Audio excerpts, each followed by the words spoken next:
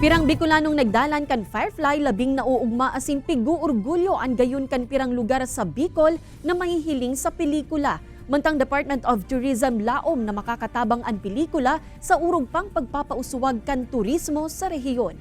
Uyan istorya ni Rosie Nieva.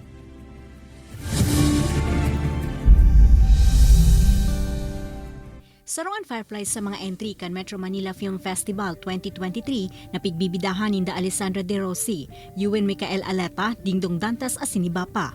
Saruin ning pelikula na nagpapahiling kan manlain-lain na tema. Highlight kay ni ang pakikipagsapalaran kan sarong aking lalaki nganing mahanap ang Firefly Island na base sa istorya kan sa iyang ina.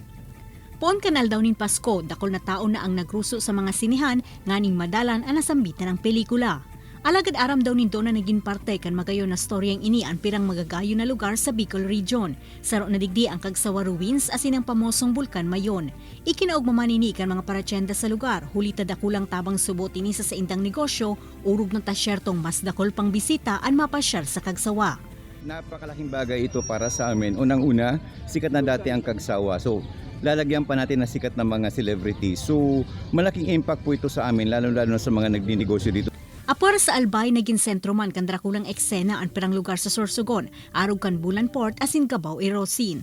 Labi man ang kaugmahan kan mga residente sa probinsya na mahilingan sa indang lugar sa nasambitan ng pelikula. Sobrang saya, lalo pa naging makulay at makulor ang pelikula ng sinut ito dito sa Sorsogon, kung saan binigyan buhay ng isang simpleng lugar sa Bulan Port at sa Cabao ang shooting ng pelikula. Saya-saya ko kasi dito sinuting sa Bulan, Sorsogon. Proud ako kasi dito sinuting sa Bulan, Sorsogon.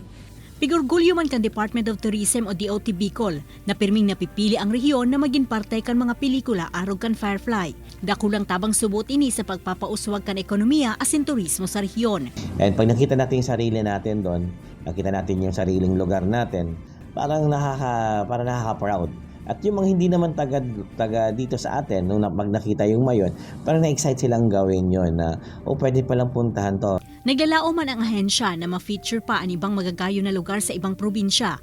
Sa ngunyan, plano man kan DOT na magibunin mga regulasyon para maging kapartner sa pagpapauswag kan turismo ang mga filmmakers. Ini si Rosie Nieva, Balitang Bicolandia.